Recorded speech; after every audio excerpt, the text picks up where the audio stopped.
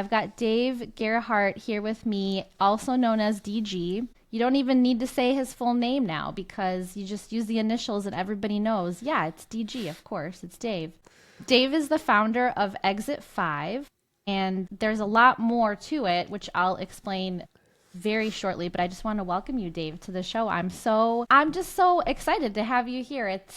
I was telling you, I'm always watching you. I'm jumping into things where you're there, I'm listening to you, but now you're in my podcast studio. So it's a very cool thing to do this. Well, thanks. I appreciate that. And I think people maybe know me as DG, but as far as I'm concerned, that's like the tiniest little slice. So I'm Dave, and yeah, that's great. And I'm excited to talk to you. You seem to be really passionate about what you do, and so I'm happy to come on and hang out for an hour and chat. Well, I am passionate about what I do, Dave. Thanks for noticing that. So you're a former marketing exec at Drift. Correct. Drift, if people don't know, the company has had a $1 billion valuation. Also at Privy, you were an exec there. I believe they're Series A funded.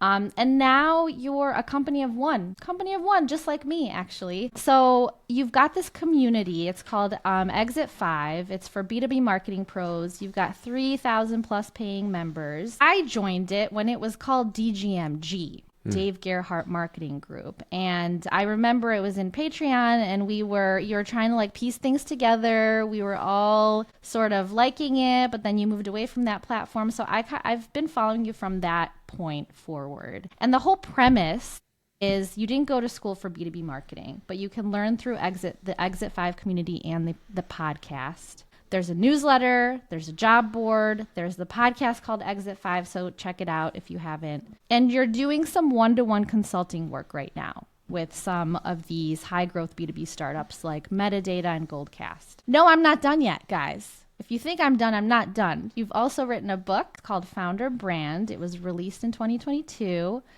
and a bestseller, of course, in marketing. In my own mind.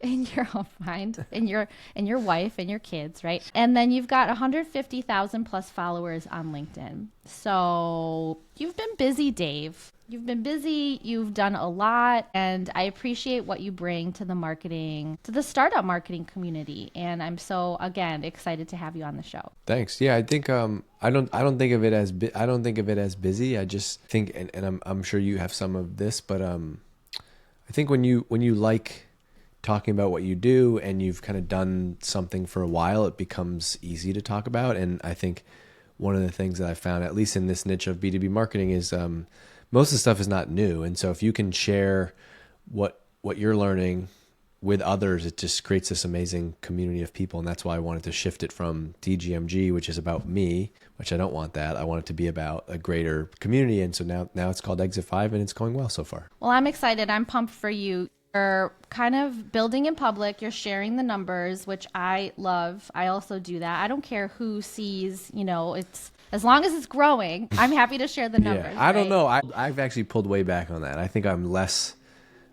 transparent than I used to be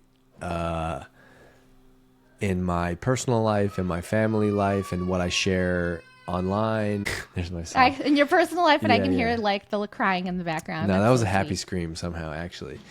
And I've shared less about like growth and Exit 5 and stuff like that. I think I don't have a philosophy that like one is better or not. I just think for me at this season in my life personally, I've decided to just kind of scale some of that stuff back about what I share publicly. But I do think in the early days, I was sharing it a lot. I was like, 200 members, 217 members, 300. And it was one way that I kind of used the social proof. Like it was a great marketing ingredient where like it felt like it was growing really fast. And so more people were talking about it.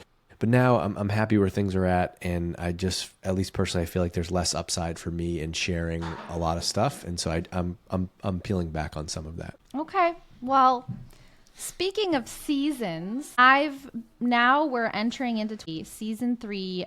We're kicking off with you, and I got one more episode that I did for the season, and I just wanted to give a little bit of background on what's coming. Why are you here? What are we going to do this upcoming year?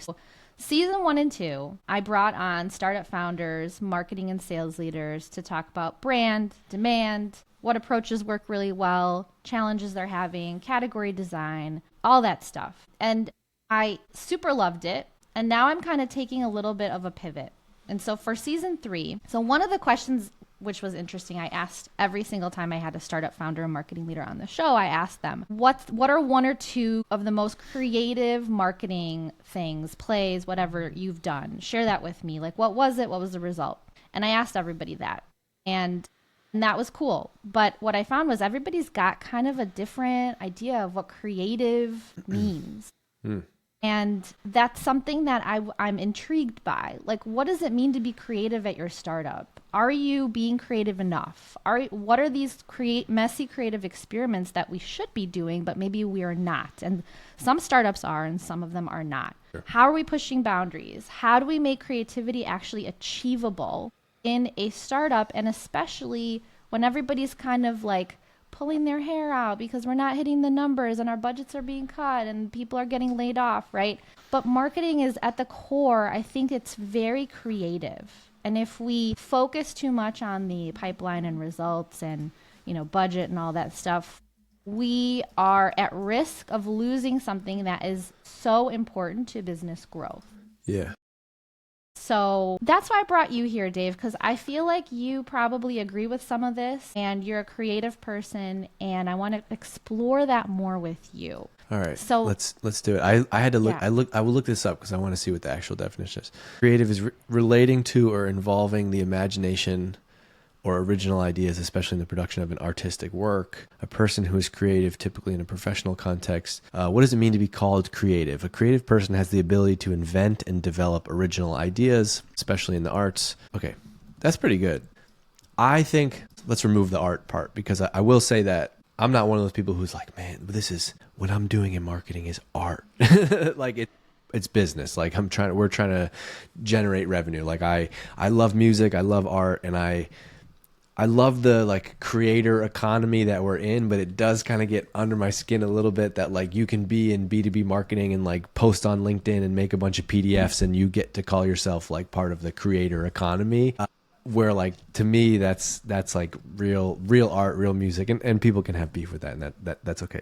But that definition of creative. So I was thinking about like while you were asking that question, I'm like, what am I going to tell her? Well, I think that a lot of people get stuck on when they hear you or others be like, be more creative. I think the default brain state is to be like creative equals design equals like crazy ideas that nobody's ever thought of, creativity, and that to me is like that's not what it is. Some of that stuff comes from that, but I'll give you a great example of looking back on something that I think was really creative. This was 2016. It was SaaStr, which is a big event in SaaS, and this was I joined Drift October 2015. The company was brand new. February of that year is SaaStr, and SaaStr is not as big as it is now, but it was growing and it was really hot. It was like the place to be. Like if you were a B2B SaaS, if you're in that world, everyone was at SaaStr that week. And we didn't really have a product story out to the market yet. We didn't really have we hadn't fully kind of launched what we were doing. And so there was no value in us having a booth or having any presence. But David, the CEO, he was speaking and he was like, you should come, like you're going to come with me and like, we got to figure something out to do here. And there was no budget other than like he was speaking, and it wasn't even like a big keynote. He was on a panel. And so creativity in that scenario was, I'm going to go to this event and I'm not just going to go around and network. Like, what the heck am I going to do here that can be, how can we turn just the fact that we're here into something? And so what I did is leading up to being there that week and on the plane, I'm on LinkedIn and I'm looking at the list of speakers and companies that are going to be at SaaStr. And I'm reaching out to 10 to 20 heads of marketing at those companies. And I don't know them at all. They don't know Drift at all. They don't know me. But I'm sending them a message and I'm like, hey, Anna, you're VP of marketing at this company. You know, that is clearly wink, wink behind the scenes, like in our target market. But you're someone who I think people want to hear from. I'm going to be doing interviews with marketing leaders while I'm at SaaStr. Could I grab 20 minutes with you on site. It'll be super easy. We'll set up a location to meet at. All you have to do is show up and I'll do the rest. And I wish I had a picture of this to show, but I literally brought my Zoom H4n like audio recorder and 2 microphones, and I was the like dorky guy running around with the like podcast setup, like going and interviewing people. And it was amazing because what we turned that into like 4 or 5 podcast episodes. We turned it into a blog, an article that was like lessons from SaaStr, but we got to like tack on to all the people who were there, and we built relationships. We got invited to like dinners and other things after. We built relationships. We created content. We got like, I would say 3 or 4 significant pieces of momentum from that. And other than our plane ticket and David speaking at SaaStr, we didn't have anything else formally planned. That's not the craziest idea in the world, but like when I think of creative, that is what I think about. Or a couple years later, we now had the budget to do a booth at SaaStr, but David, who's the CEO, was like, I hate booths. Please, I don't want to be like every other company. Let's not do a booth. And we can have some budget, but like you got to come up with something. And so instead, what we did was we got in touch with one of the like outside advertising companies around the venue where they were at. Found out that for pretty cheap, we could do a takeover with billboards and column wraps and all this stuff right around the convention center. It was in San Jose, and for maybe a tenth of the cost of what it would have cost, maybe not a tenth, maybe a fifth of the cost to do that, we got this takeover. And so anybody that got off the train going to the convention center, and we knew, hey, wait, this event this is the first year that it was in San Jose. A lot of people from this event are going to be coming from San Francisco down to San Jose to go to this event. And don't correct me on if it's down or up. I'm an East Coast guy. And so like, how can we do this to get people talking about a drift? And sure enough, we got a bunch of people taking pictures. And we did the same thing that year, 3 or 4 years later, where I was there in the lounge area. They had this like artificial turf grass lounge area doing interviews with 4, 5, 6 people. That's how I met Leela, who was a CMO at SurveyMonkey at the time. Like I remember interviewing her there. And so we always were pushed to like think about how could we still achieve the result. And I think it's a combination of doing things that other people are not. It's like assessing the landscape and figuring out like how can we get attention? Where are the pockets of like how we can get people to pay attention, as opposed to the default is usually just like scream louder, right? You know, we're hey. And that was just never on brand for us. And so we tried to like, I don't want to say outsmart, but it's like find the gaps. And then I think that can even pare down to like the smallest way. Like I love thinking of ideas of our first event was called Hypergrowth, and we were doing all the email marketing for that, and like doing simple things like, oh, here's an idea. What if we send everybody an email who's registered, and we do something like we send them a click to tweet link because we want them to let other people know that they're registered. And now all of a sudden it looks like on Twitter that like 300 people in the last hour just tweeted about how they're so excited to go to Drift's Hypergrowth event. What the heck is Drift's Hypergrowth event? And that led to like 200 new people buying new tickets. I love coming up with those types of ideas, and I'm not a very technical or like growth hacky minded person. I just like to think of like, well, what are the questions that we haven't asked and didn't like study marketing in this capacity. I don't have my MBA. I didn't know a ton about business going up to this. And so I've just always kind of been a scrappy-ish person in life. And I think applying that to marketing. And so I think a lot of the creativity comes from stuff like that, not like let's come up with this killer 3-word phrase to have on a billboard on the 101. And that is creativity. Yeah. You gave a lot of really cool examples, starting with the SaaStr example, and like you were doing podcasting before podcasting was even hot, and you were doing it in person, and now we're doing it remote. And the booths, right? Everybody does booths. I mean, that's what you go to a conference for, right? Everybody sets up the booth, you pay up, you take up more space, you make the booth look cooler, but there's so much more that you could be doing at a conference. I think that's a great idea. No wonder you did it. You know, you did all these things. You make the experience yours versus somebody else says, I think that's what makes it creative, right? How can you control the experience and make it yours versus what somebody else says it should be like? I think you also have to I think a lot of the ability to generate those ideas comes from just being I'm a super curious, almost to like an obsessive and annoying kind of way. I'm curious as like how observing how other people do things, and I always think that there's some reason why, even though there's not. Like I don't know, they just made it up. And so, like in the case of Drift or at Privy or whatever, I would always be observing like what else is happening in the industry. And like when you go to an event, what are the things that you actually did? What lunches did you actually go to? What sessions did you actually go to? What swag did they give you at a booth that you didn't immediately like put in the trash and feel guilty about? And so I think a lot of marketing comes down to like reverse engineering that and having really good, I guess, taste and a feel for what your audience might actually be interested in. And then like working from that, okay, well then how can we deliver that? And that was something that I learned a great deal from David at Drift. And I mean, he cared about the type, like if we did do swag, like the brand of hoodies that we bought, or like how the logo was printed, like he cared about that. And I used to think, why the heck, like who cares, man?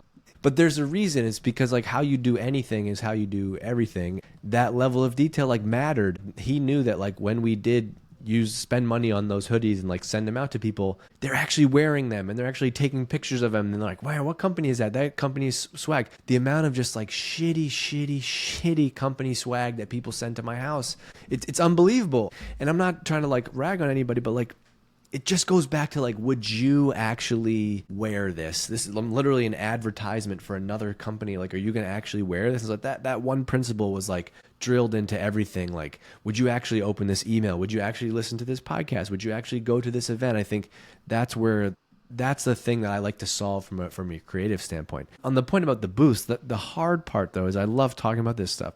The hard part though is like inside of a company, I can totally see why you get a booth, because when you do this other stuff, when you go to SaaStr and you interview and you interview people and you create content, you know, the VP of sales is like, well, that's great, but where are the meetings? Like, there's no sales. Where are the meetings? Where the CFO? Where's the ROI on this? And so that is the harder part, is like the reason you get a booth is because people feel like, oh, if we spend 30 grand on a booth, we're going to get X leads from this event, and that's going to lead to Y meetings. And that's not always true. Sometimes it is. But I think you have to be comfortable like thinking about the longer term and how are we going to turn this into demand? And the thing that I think they were really great at with Drift is like understanding that the key to brand building and great marketing is not 100% of things need to be direct response. So like, what if we went to SaaStr and we didn't have a booth, and the goal of us being at SaaStr actually wasn't to generate meetings? That is okay. Also, here's what we believe. We're going to meet these 5 people. Now looking back 2-3 years later, I can think of people that we had dinner with or met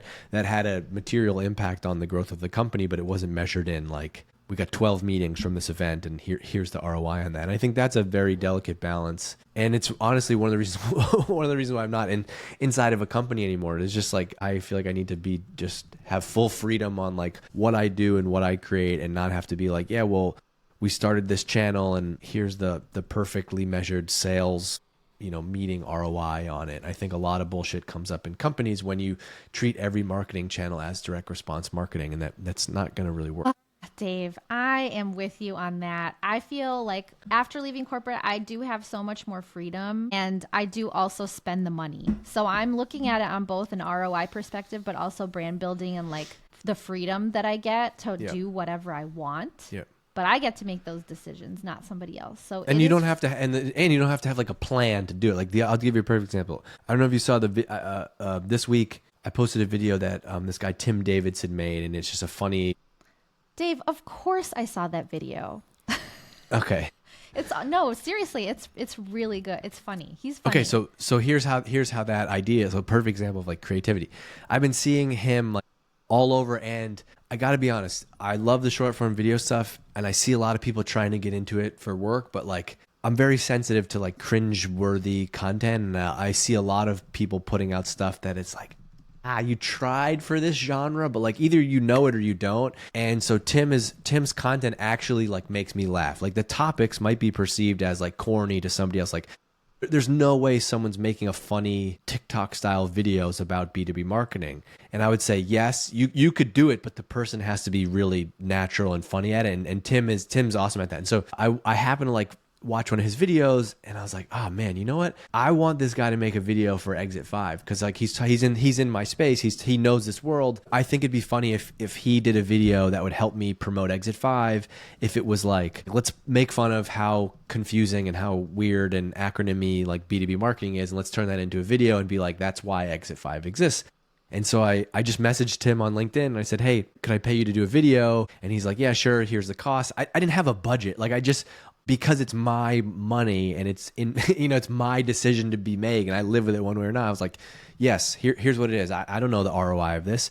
And sure enough, I just looked at it yesterday. We got basically doubled the money back of what I spent on the video in new members for Exit 5 over the last kind of 3-4 days. And there was never once the reason why I did it. I just had a feeling like he could make a funny video. It could maybe get some people talking about Exit 5 and the result was good ROI. But again, that's also unfair for me to say because I don't have like a growth plan. I don't have like I'm trying to get X members this month. Like I'm lucky to just kind of do what I please. But that was a perfect example of like inside of a company, we would have had to like pitch that to somebody. We would have had to try to, how are we going to measure this? The demand gen team would have wanted to make sure we have freaking like a UTM tracked link in the LinkedIn post, all that nonsense. And like they still went to Exit 5 and they still signed up and I have all the reports in HubSpot and I can see literally how many members we got over that 48-hour period. And I'm going to associate that with more people because we did the video. That's why they came. And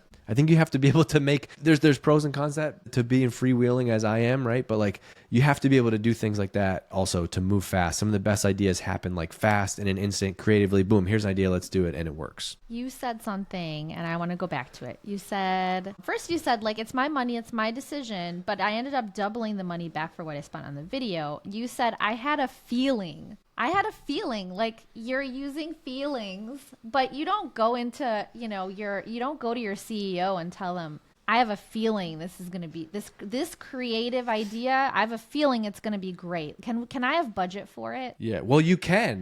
I think you can. I think if you're new in your job, you can. But I think the goal is to get to that level. I mean, that's the level of relationship I had with the CEO at Drift and the CEO at Privy, the two companies that I worked at. We both had relationships where they were like, okay, I'm not sure if this makes a ton of sense, but like you have earned go ahead, try it. And so I think ultimately that is what we should be striving to get to if you do work for somebody else in that capacity. It's not impossible, but to your point, it's not the default out of the gate. Yeah, I was going to ask you, like, how do you sell the CEO on the creative stuff? But you almost didn't have to sell him, right? Because David, he cares about those details.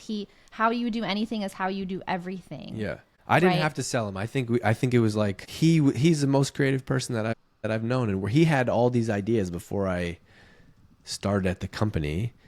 And I happened to get there at the right point in my career where I got to like execute on a bunch of things. And then I ate all those superfoods. And now I'm like, whoa, I'm becoming this now. This is amazing. And that's what you want in your career. And so like, I maybe had some of that in me, but it wasn't like released until I got really tight with David and we did that stuff at Drift. And then like, the learn from the master, and then like you take it and you make it your own. And so I think I never had to justify it. In fact, I was often the ones like being him, be like, man, are you serious? This is never gonna work. Amazing. He's like, do it. And I think that's the hard part about like, if I put any advice on LinkedIn, and there's no room for nuance, in social media, unfortunately. And whenever I write things, it is very like definitive. It's this or that, and then that's not true. That's not the truth, right? That's just what you write on LinkedIn. The truth is, I was in a really fortunate situation to work for a CEO who like totally had blew me away. As when I interviewed there, the first conversation we had, I left that meeting like my brain just grew like 3 sizes because I was like, wow, like this stuff sounds fun. This guy has a vision for this. This guy isn't like, go do webinars and create predictable demand and blah, blah, blah. He was like, here's what we're going to do. We're going to put this brand on the map, and here's how we're going to do it.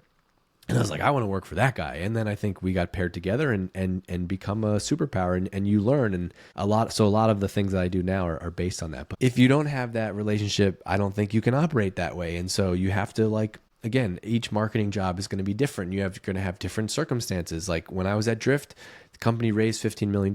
We had budget. We could do things. For what it's worth, for the haters or people out there was a period of time where like even though we had budget, they were very tight with what money they would give us to go spend. So it wasn't just like, yeah, go do whatever. It was like we had the money, but you had to make a case for it. Always. Yeah. Always. Yeah. Yes. But Go ahead. I was on a tangent there about spending money. Oh, but if you're not in that, you have to adapt to the scenario. And so if your CEO is not that person, then like you're not just going to get to do the SaaStr thing out of the gate. And so you might have to assess the situation and be like, okay, here's how I'm going to get this done. And maybe I would have had to in a different job be like, here's why it's worth a $1,500 flight and an $800 ticket to SaaStr. We're going to spend $2,300. Here's what I'm going to do while I'm going to there. I'm going to do interviews with these 10 people. 5 of these people are actually prospects. We're trying to sell to them. We'll probably end up closing 1 new deal from this. So that's X. You might have to do that. And so like, I don't want people, I do think there's a lot of like, too fluffy creative advice where like, you have to play the game sometimes. You might have to do the business. You might have to build the funnel and build the model to get the trust and go prove that out. And then like the goal is to keep stacking those. And so as you progress, you can get a little bit of a longer leash to do the more creative stuff. Yeah, so don't do what Dave does. I had a feeling you probably can't do that unless you're really tight with your CEO, who's a visionary and also very creative from the core. But there are things that you can do, like build out that model, get the trust, prove it out, so that you can balance that creative idea with the results that are, that are expected. Yeah. From doing I think you also need to be like publicly talking about inside of your company and sharing. You have to have strong opinions about like who does good marketing and what does creative look like. And so at Drift, we had a wiki, like internal wiki, where people would just write stuff. And I would be writing 3-4 posts a week about just kind of sharing my learning. And so I'd be like, I listened to this podcast today with this company. They did this really interesting thing. I think this is interesting for 3 reasons. It'd be cool to do something like this in the future. Just not a call to action, not saying we're doing this, but it was like an internal blog where I'm just like sharing stuff that I'm listening or learning or hearing from people. And so I think like when you kind of share your work and share your perspective, you become a subject matter expert on that topic inside of the company. And you start to show like you can't just operate within the 4 walls of your company and like, oh, I'm just going to do these things. You have to be looking and taking ideas and inspiration from everywhere and not keeping that to yourself. And so I think you should be pushing the CEO and the other people that you work with to be like, here's this company I know, they did this interesting thing. Here's an example of that we might be able to do. Here's why I want to do this. And so I think I do see a lot of marketers get stuck on like, it's not just about the tactics. You have to be able to like articulate the strategy, and you have to be able to point to other companies who did similar things. Like, and this can be in like the day-to-day sense where like something you see on LinkedIn or Twitter, or your friend texts you, or you see it on Instagram or whatever. Or maybe you're at an event. Like I would always come back from an event and I would do a write-up on the wiki about like, 5 things that I learned at this event and like what it means for us in marketing and what we could go do. And you also bring other smart people into the creative process when you kind of share your thinking and thought process like that. They're like, wow, I can't tell you how many times I got a message from an engineer who'd be like, hey, that number 3 on your like write-up from SaaStr, we could totally do that. And like, you just take like half a day. Do you want us to do that? And I'm like, hell yeah. Or a video, the video person's like, I bet we could do this. You bring other people in. And so I think it is very important to be able to be the kind of expert in marketing, or strive to be across your organization. And I don't just mean like, it doesn't mean that from a channel perspective that if you're the marketing leader, you got to know, be an ads manager and be in this and be in that. But it's just having an overall, maybe like 30,000 foot view of like, what does good marketing look like in this space and what should we be doing? I think that really goes a long way. Oh my gosh, so much goodness here. Yeah, like part of a marketer's job is to get people pumped, I think. Get people pumped. Like especially if it's not your CEO well, hopefully it's your CEO and like the executive team, but if it's not them and they're really tied to the business and sales and building relationships and all that. But the company is more than your sales and your revenue, right? Well, I think the thing that people miss is like the pumped. Pumped does not mean that everyone in your company is gonna be like, let's sell some shit, yeah. Like that's not what that means. But I think it's in a deeply personal level for a lot of people. Like you can even say B2B SaaS is not the most important thing in the world, and it's not. However, people at work, we as humans like really put a lot of value, or I don't even know value. We put a lot of stock into like a lot of our identity is tied up in who we are in our work. Like my mom was a coach and a teacher for 40 years. She is a coach and a teacher forever, right? Like we associate the, so you're an engineer, like so the whole getting pumped thing is realizing that like there's people that work in HR in your company, there's people that work in finance in your company, there's people that work in engineering in your company, right? One of the very first things that you do when you meet somebody new is, and I hate this, but it is true. You go out, you meet you meet someone. Hey, Dave, I want you to meet Anna. So within 2 minutes of us talking, what's one of the first questions that I ask you? So what do you do? What But do you you know, do? it's a US and UK thing. Like if you go to another country, I've read about this. Like Scandinavian countries, they'll be like, "What sports do you play or what clubs are you part of?" It's a very US UK thing. I would love that. I'd be like, I do golf. Thank you. Yeah. So like we ask that, that's the first question that we ask. And so I think that as a marketer at a company, you can tap into that. And so to like Anna, what you're saying, like the point about being pumped, it's about realizing that like other people want to be proud of the company that they work at and they want to feel like they're at a cool place. And I think you as the marketing person or marketing leader, marketing team, you play a big role in that, not just in like the promotion of your products, but like in building the overall brand, which is going to increase the public perception and proudness of that company. And I saw it firsthand. There was like a 2-year stretch at Drift where like from finance to HR to sales, it was like people were walking down the streets of Boston and they were like, I'm wearing that Drift hoodie because this place is the shit. And not everybody feels like that, you know, at every company and that at different moments in time. But I think there's lots of companies who have cultures like that. HubSpot is another great example of that in this space where you see that. And so I think you can tap into that as a marketer. And I would think of all of the people inside of our company as advocates for Drift. And that's, hey, we got 100 people now. That's 100 people inside the company that can be like advocates for what we're doing. And I think that it's a very underrated marketing ingredient. It is, and I think that's why it's getting more popular now to have the people inside your company, not just the marketer that's trying to get everybody pumped, right? But then everybody kind of latches onto that and wants to talk about it on social media because that also helps them, you know, feel good about the fact that they're spending a lot of time working and they're proud of their company. So it's just kind of a natural thing. Well, and if you want to be an engineer at HubSpot, you want to know what other engineers are doing at HubSpot. And so like it's all becomes marketing. It's like, so that can become a channel for employment brand. It's like, wow, I want to feel like I know what the company is like before I even work there. That's right. Yeah.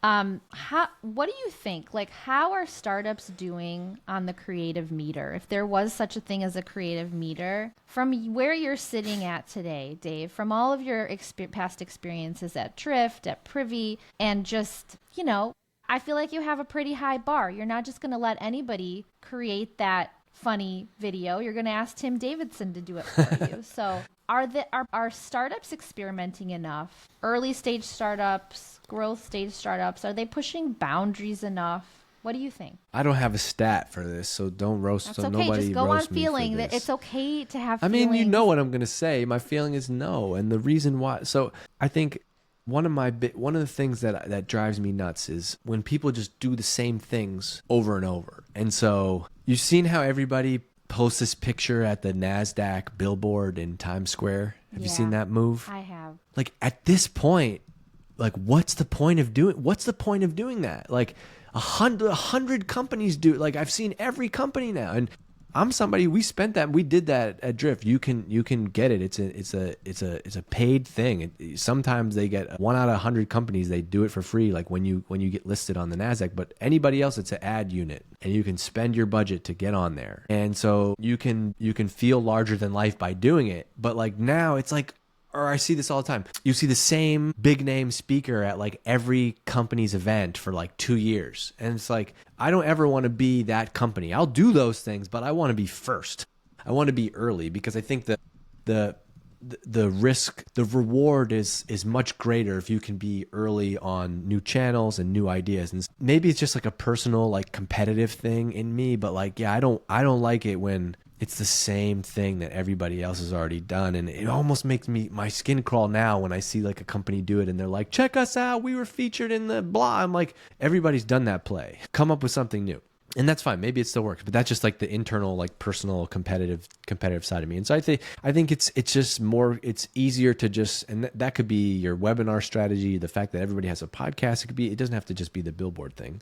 And so I think across the board, probably it's limited. But I don't study it, and I'm not in it as much as I was like maybe 7 to 10 years ago in my career. And I'm getting not as interested in studying the B2B marketing functions as I was at 10 years ago. And so I might not be the best person to ask. Well, when you say like, if people get on a channel and they're doing the same thing as others, first of all, the others that are doing it may not be doing a great job. So it shouldn't be like a reason for you not to do something cool in that channel, right? Because when you say like, okay, well, everybody has a podcast, but does everyone have like, first of all, does everyone have a podcast? I don't think a lot of startups do. I think that's, from my perspective where I sit, I think few have a podcast if they make time for that. And then if they do have a podcast, is it actually good, or do they have like bad episodes and they're just doing the podcast because it should be part of their whole marketing strategy? No, I agree. Right? I agree with you there that can be, I think that's a good call out, where like that can be part of the reason you do one, is like everyone's doing it, but it sucks, or everyone's doing it, but we think we could do it a different way. I love that. I think that's important. And I think this, to me, that's like a one example of like what the fun part in marketing is to me. It's like, you get to go, every company or every project or whatever you're working on is totally different. And you get to, you have to like deliver a meal that tastes good and is like healthy and enjoyable, right? But the ingredients that you use and the recipe you follow is going to be completely different each time, based on the budget, based on the timeline, based on all those things. That's the fun part to me. And so, yeah, I think that's a factor for sure. I agree. So if we agree that you're like, the feeling is no, my feeling is no as well. That's kind of why I'm pushing into the creative stuff. I think we're spending a lot of time worried about budgets and all that stuff, everything that I mentioned earlier in the episode. We should be talking about the rational stuff, but we should also be talking about the irrational stuff. As Kyle Lacey had mentioned on one of our episodes, he was pushing into more irrational ideas. Why aren't we talking about more of that? Because like, what do you think might be stopping startups from experimenting more, pushing boundaries? Measurement, because they don't know how. I mean, that's great. You can have these inspirational or whatever aspirational ideas, but like, if you're going to tell me that 3 people on the team are going to take 26 days to do that, and we're going to need to pay this agency $32,000, so you better have some results for those aspirations, ma'am. You know, like I think that's that's what it comes down to. And I think you have to be able to, I think of it as the goal is almost always revenue in some way, and you're just revisiting how you look at like, how are we going to do that? Are we going to do it the same way as everybody else, or is there a different approach that we can take? And so I think you have to I'm not saying don't measure it, but I think it's the reason why CFOs and marketing leaders and CEOs, it's why everybody loves AdWords and Facebook. And it's why they love like ads, like just in general, like digital ads. Why do we love digital ads? Because they're really easy to measure. And it's really easy to do that. And so it's like, oh, well, we need to grow by X next quarter. What should we do? Well, how about instead of spending 50 grand on ads this month, we're going to spend $75,000, and that's how we're going to grow. And I think that's why we love it. It's very easy to be predictable and repeatable. And that's the sucky part, because you can do ads as part of your mix, but what you should do first is like figure out what you want to put in those ads that you can actually figure out with the organic side. Yeah. Like if you put it out there on the organic side and you get a bunch of engagement and it works, then put that out there on the paid ad side. And then you know, that's what we're always talking about. Like do the organic and then couple that with paid. But yeah, I think paid just ends up being the default because, well, we put money in and then it gives us something back. And either we hit our target or we don't. It all makes sense. But I want to push into the feeling. I want to push into the stuff that's irrational, the stuff that doesn't make sense. But like make sure that it does work, because the goal is revenue. So I can bring up some startups that I think are actually doing some good work and on the creative side, on the experimental, innovative marketing side. So Work Vivo, I've had on the show, and the CMO Giddy has been on the show. Goodles, So I'm going to give you a mix of B2B and B2C because actually what I do is I bring on a mix of both. I've worked in both, and I think I started on the B2C side. I learned so much on the marketing. I'm so glad I did because B2B is like kind of a mess. We're selling to people, but we forget that we're selling to people. But B2C never forgets. Yeah. B2C isn't the B2C, you just do ads. That's what they say, right? You just do ads. That's what the growth optimization people at B2C companies, that's what they do, right? Well, maybe part of it, but isn't it just ads? You can't be a good direct-to-consumer company unless you're amazing at Facebook and Instagram advertising. That's what they say. Is it? I don't know. I mean, I'm just being a little bit of a troll. Yeah, you are, Dave. You are. Let's call that out right now. So Goodles is a B2C company. If you go to their website, they're super creative, but they also have a CEO. And just their leadership is very much, they understand why creativity matters. They understand why it's important as you're building things that are a little bit more irrational, a little bit more fluffy, a little bit more like they have stuffies that they sell on their site. They have the community that they're building. They're just doing a lot of cool things. So their copy is great. They have like a great personality. I've never heard of this company before, but I'm on their website. More than 10,000 Mac enthusiasts have spoken. Yes, they're at Whole Foods actually. If you go to the Whole Foods Mac and Cheese aisle, you can find them. I'll mention also Gong because who doesn't mention Gong? But they are creative. Public, another B2C. Alto, another B2C. Profitwell, they just got acquired, and I love their CEO is very marketing minded, and so they're very creative as well, and they've built that media company. So for all these companies that I've had on the show, it's not just you're buying their mac and cheese right now, Dave. I can tell. I was thinking about it. It's not just a department for them, marketing. It's an all company strategy. Yeah. Do any startups come to mind for you? Like who should we be watching? I'm just curious. It's going to be, it's tough. Don't say Gong. I'm not going to say Gong. One company that I know well and I'm working with just in an advisory way is a company called Equals. And I like them because they have a really bold mission, which is they're trying to kill Excel.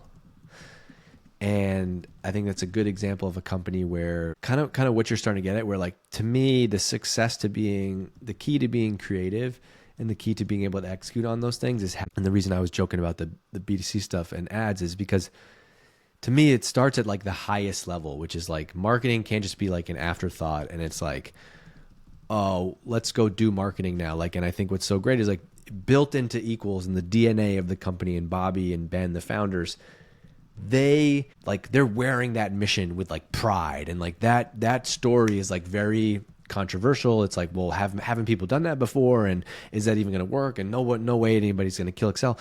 And they can like lean. So like if you're marketing at that company, how much fun is that? Like that's something I actually got something to work with. And so I think like that it all comes back to like the company positioning and the company story as being like the fundamental thing. I think that has to get done by the founders, the CEO, and maybe hopefully marketing is involved in that in some capacity because you're there early. But I think that is really the biggest variable for success. It's not like, Equals going to win because they figured out TikTok versus X other channel or they didn't. No, it's going to come back to like the story, and then the marketing becomes part of like creating the story, but then how you execute on that. So I think they're a company that I'm interested in watching in this space. I'm also a big fan of what Pep is doing with Winter, and that's Winter is Winter. He's taking a different approach, which is he's bootstrapping it and building it, and he has a network of his own through CXL. But I like what he's doing because his marketing, it's not like really sexy, crazy stuff, but he's very like fact-based, like proof-based. Like here's 3 reasons, and here's how we backed all of these things up. And I think in a world where there's so much BS and nonsense, and you have to filter through all of that, like he's winning with like proof and examples and specifics, and he really understands like the persona he's selling to, and he's delivering that to him. And so it's like another good example back to the point about creativity, where you don't need the craziest, wildest ideas to win. It's like you can execute on them better. And I think he's somebody who really understands company strategy and positioning and messaging, and he's using those to his advantage to like build out this company, and the way he's marketing that company is reflected in those things. Yeah, another example of a company like Winter is a company where the CEO, founder, has a marketing mind. Because I've had Pep on the show as well. And I just posted today, and I put him in there because he's got facts, and I wanted to pull those facts and relate them back to my post. So I agree with you on that. Dave, when have you personally been the most creative? Like, if you can think back to when you were like so creative, when was that time? Maybe it was this past week. Maybe it was 5 years ago. Like, tell me about that, and how do you think that you were able, like, how did you get to that place? How did you do that? Ooh, that's a good question. I don't think there's one particular, I think the easy answer is to say there's not one particular time.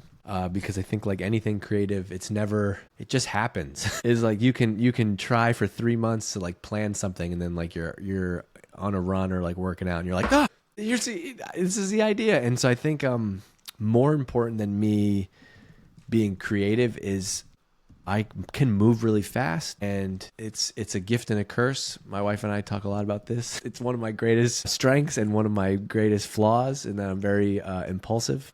Like, you just bought the mac and cheese. Literally, you didn't talk to anybody about this, and you just bought the mac and cheese. Yeah, like that. But right. Like things like that. Yeah, like I just did it. Like boom. Like, and I think like 3 years ago we moved to Vermont, and we literally I said to my wife, let's move to Vermont, and she didn't believe it. And then we looked at 2 houses, and we said, let's buy this house, and we moved to Vermont. And it was like, what the heck just happened? And so I think it's less that I'm super creative and more that like I am creative, but also like I can move really fast. And so when I have an idea, I'm not just an ideas person. Like I can like get things off the ground and go and execute on them. I would say that I think that there was a stretch of probably like 2 years at Drift that I would say I'm most proud of in my career, where we had we created a lot of demand in the market. We had a lot of attention in the market. You know, we raised money from the top VCs. It seemed like everybody was talking about us, and inside of the company, it really felt like it wasn't people just be like, oh, that's just marketing stuff. Like the whole company really was like,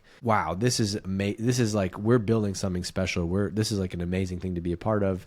And so I think there's probably maybe from like, I would say 2016 to 2018, 2019-ish. That was a good run. And it wasn't one thing. It was like more of this, it wasn't like one creative thing that we did. It was more just like, how do we differentiate this company? And there's a million other SaaS tools. How do we put Drift on the map? And people can say, well, you raised a bunch of money and you did that. And I said, what we did was really freaking hard, in that like there's so much competition and noise out there. And it seems so obvious, like, oh, create a differentiated story and you're going to stand out. And they created conversational marketing. But to actually execute on that, like the whole team has to be aligned on it.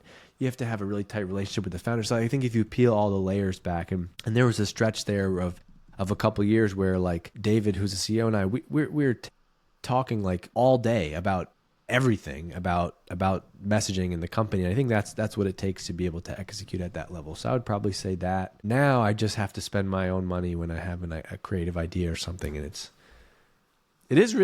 shouldn't be that way, but it is funny how it's when it's not your money. You're like, it's not your money.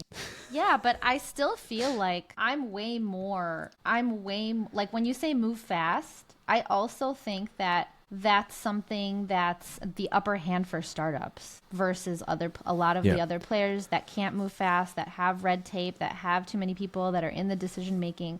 That sucks. I've been part of that. It's horrible. Yeah. That's why I love startups. Yeah. But the moving fast, as long as you couple it together with the ideas, you got to move fast, and you can't let the, things stop you, like those hard conversations around budget and like, is this the right thing to do? And maybe we shouldn't do that because it's too risky.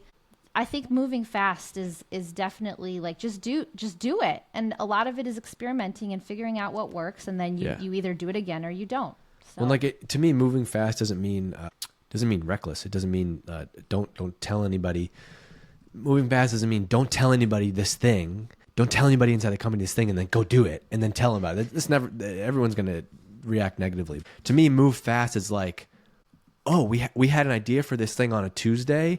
Hold on, this is where you have to pause for 1 second. Before I go and share this with the rest of the team, let me get some thoughts around this, and I'm going to start really scrap. I'm going to come up with a plan. Okay, so hey, here's this. So then you're saying like, hey, Anna, Anna's the CEO. Here's this crazy idea we have. We're going to do X. And then it's always the air gets let out. It's like, well, no. But hey, Anna, here's this. Okay, we got this crazy idea we're going to do. Here's what we're going to do. Let me know what you think. We want to do this. Here's why. it normally costs this, but we're actually going to do it this way. And I already got 3 vendors that I think that we could do this by. And we're just going to start by doing this way on our own. And here's how we're going to do it. And here's how long we think it's going to take. Here's the idea. That way, when you package all those things together up front, you're going to be way more successful. And so like, I would just do my homework in that moment, but move fast also means like I've never been one to let perfect be the enemy of good. And so like I do see a lot of people that haven't launched the thing yet, not to get on some like Gary V type rant about this, but like I see a lot of people who haven't launched the thing yet because they don't know the perfect plan for it. But I've just been so iterative, and I see that, oh, the only way you're going to get it to be great is like you need to launch it and keep iterating on it. Like if I never launched, the only reason we're at Exit 5 now is because I said, Dave Gerhardt Marketing Group, private Patreon. And then like you learn and it keeps evolving. And so you have to like ship and get started to get that feedback loop going. And that's what allows you to do that. So like when I went to Privy, we wanted to launch a podcast for Ben, the CEO, but we weren't ready to do it at the time. And so it actually started with me just doing Zoom interviews with experts in the industry, and I eventually like passed it off to Ben. And so we kind of proved it out in the first 3 months that people were interested in a podcast. Then we leveled it up a notch, and then like went and created V2 with Ben, with new branding, with a different name, with a better approach. And so I think like you also have to remember, you don't have to nail it. And very few times you have to like nail it in this one shot. It's an iterative approach, and I've just seen multiple times in my career now, the quicker you can get something started, the more you get that feedback loop going. And now, if I just use Exit 5 as an example, I feel like there's 20 ideas of things I know that I could go do just based on what I've learned through that Exit 5 thing that I didn't know a year or two ago. And so I think that's how I think about moving fast. It's not like drop everything and go do that thing. It's the ability to like, I'm very comfortable shipping V less than 1. And I think you have to be okay with doing that if you want to move fast. There's something about the fact that your stuff isn't perfect, you're showing your cards, and people kind of actually like that. It's weird. It's a weird thing. Like my hair could be messy. I could be wearing a sweatshirt. It's like 10 p.m. at night. I'm on my TikTok. I'm making a video for LinkedIn. And for whatever reason, like that thing goes nuts and people really like it. I don't know. I think people actually really like to see stuff that's kind of raw, when everything is so pretty and nice and marketing is so buttoned up. Like you're at a startup, just be real. Well, you can go, the best part about doing that is it doesn't limit you from going and making the really nice version of that. And so I came up with that line, nobody goes to school. I came up with this line, don't work for a CEO. Life is too short to work for a CEO who doesn't get marketing. And that was just a tweet, and that kind of like took off. And that was just, so I was like, oh, I'm going to post this on LinkedIn and write more about it. And then that kind of took off. And then I started saying it in videos, and that I just noticed that line always got like a reaction out of people. And so then I had this idea of like, oh, let's make a video. And so I work with Danielle Diamond, who has made a bunch of videos in the past, and she made this amazing, her and her team made this amazing video, like Life is Too Short to Work for a CEO. And it's just funny. It's like this CEO, and he has like a neon frisbees, and he's coming up with all these terrible, crazy ideas. And we made this viral video to promote the Exit 5 job board. It was called DGMG at the time. But we knew that was going to work because the video execution was awesome. And we had already basically tested that idea. I already knew that people wanted that people like this, like Life is Too Short to Work for a CEO. So to your point about your like uncut, like, hair in a bun video late at night, like maybe that's where you're going to get that idea of like what to build on. Same thing for like why I created the book Founder Brand. I talked about this topic a lot. I got a lot of feedback on it. I was like, oh, maybe this could be a book. We talked about it in smaller chunks, and you can build from there. You can almost like foolproof a lot of your success when you're okay doing that. I love that, because you're talking about the reason why. Okay, Dave, I have taken you way past the time, and I'm so glad that we were able to jump into a lot of these things. But for the last like 30 seconds, do you have a question for me? I always like to ask that with my guests. Anything you want to ask? I do. Yeah. What do you think I should do? What do you think? Do you think I should start a new podcast like outside of B2B marketing? Or do something? You started going into some new territory, Dave, and I'm watching you, and I'm wondering what's happening, because you're not talking about marketing. You started to post some episodes that had nothing to do with marketing and just kind of like a chat with a friend. So do you separate that and create a new podcast? I don't know, maybe if it's like a big enough idea, but why not just keep it mixed into your current podcast and make it part of it? I like that idea. So, I think that's at least what I'm doing. That's like a 1 foot in, 1 foot out way, because it's like there's enough of an audience there where I can test that idea, but I don't have to do it complete. And what about your podcast? What are your goals for doing this show, and like where do you want it to go? Dave, it's a feeling. I'm just kidding. No, my goal has always been to create the podcast I wish existed, which I think for any creative endeavor, like if you're going to do something, create that thing that you wish existed, and that if you're the target audience, right? So my goal is to push into something that people aren't talking as much about. That's what I'm going to do for season 3. But I also just want to talk to smart people like you. I want to explore different questions. And once you have a platform like a podcast, it is amazing how many doors open to have conversations with people. I just ran into Latany Kanant at Trader Joe's because now I know who she is. I probably was shopping next to her all these years. Like today? She's my neighbor. Today you did? This morning? Last weekend. That's awesome. She was on the podcast and I bumped into her at Trader Joe's. She's like, oh my gosh, that's cool. what are you doing here? So it's just next thing you know, you and Latany are eating those little chocolate-covered bananas together, watching Netflix or something. Absolutely, that's how it begins, right? Wait, I have an actual real question, selfish question on based off of that. So one of the other things is I've been thinking, like, maybe I do a podcast that's not, or do something, YouTube, podcast, whatever, that's not about B2B marketing, because I have a lot of things that I'm interested in outside of work. I like, whatever. And I found, golf, fitness, health, reading, learning, I don't know, just random kind of stuff like that. Parenting. And one of the things I found, similar to what you're talking about, is like, I feel like I've gotten so much smarter about marketing because I've had a podcast for 5 years. And so like I get to spend, 1 to 2 hours a week interviewing people like Latany or whoever about like, hey, tell me how, so I you know how that is. Like you get a lot of those things by osmosis. And so I was like, man, what if I did, like, should I do a podcast about the things that I like that aren't marketing? Because I'd probably get a similar effect where if I'm spending 1 to 2 hours a week interviewing all these people, I'm going to get some of that knowledge. I think that's a great idea. The part that I keep getting, and you're smiling too, the part that I keep getting stuck on though is one thing that I have that I don't, or maybe this is fake, but the guest outreach is a challenge. Like, because you got to reach out to, like, I would want to reach out to more well-ish known people. And I think that that's a harder thing to do, to go and get them to do. And then the other thing is, I do find it hard sometimes. You're good at it because you're a podcast host, but it can be hard to build chemistry and build rapport with somebody, especially a stranger, over Zoom, and then like expect them to like dance monkey in that hour that you have them to record. So what would you say to are those real? Are those fake objections because I'm going up against the resistance, as Stephen Pressfield says, or what do you think that is? So when I started the podcast, I was like, well, if this fails, so what? I tried it, right? If nobody wants to come and join me and talk to Anna, I was so wrong, Dave, because everybody wants to talk. Everybody wants people to listen to them. And you're going to laugh at me right now. Please don't laugh at me. I'm not going to laugh. Because I'm pushing into creative, I want to bring on artists, musicians, and writers on the show too to talk about how they think about being creative. And I looked up Taylor Swift's creative team, and I was like, I want to just reach out to Taylor Swift. Like, once you start the podcast and you realize that, like, wow, people aren't saying no. People actually are like, thanks for thinking of me, and yes, I'll come back on a second time. And you feel like that has been true? Like you've gotten guests or plan to get guests? Everybody says yes. Few people say no. Udi has said no, but he hasn't said no and like closed the door. So people are busy, and then I just give them time. I give them 6 months, and I'll ask him again, come back again. And you said no, remember? You were like, no, I'm busy. So people say no, but that doesn't mean no forever. So you have a list of like dream guests. So I if you were me and you were thinking about doing that, step one would be like, before I record anything, spend an hour today and just go make a guest list and just start reaching out to people. Yes, exactly.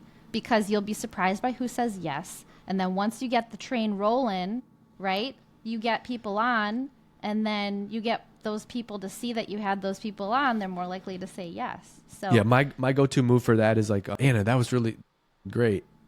Since you know that like that was actually fun and an enjoyable hour, is there anybody else that you like? Who's one other person that you think would be great on this podcast? And I found that when I do it for Exit 5, for example, like perfect way for me I almost never have to do guest outreach for Exit 5 and I'm still doing that podcast weekly. It'll be out weekly every week next year. But it's like, Anna, like Latney, hey, that was a great interview. Thank you so much. Who's one person that I should have on the show? And you always get a name, and they almost always say yes. It's a great way to do it. Yeah. And the thing is, like, people don't always know who's going to be good. So if you ask people who's going to be good on the show, you bring that person on and they're actually not good for the show for whatever reason. They're just not good. Like, they're not good with the conversations and the answering questions and the or they do this, like you ask a question and they answer it and then they stop. You're That's like, right. I don't want to have like a question number 7. I want to have a conversation, and I think that's where the best podcasts come from. Yeah, the chemistry. I think Dave. You are such a like easygoing guy. You're so easy to get like the conversation moving. I don't think you would have a problem with this at all. And it's been such a pleasure having you on. And we went way over time. I love it. Congrats, you turned me into a fan, and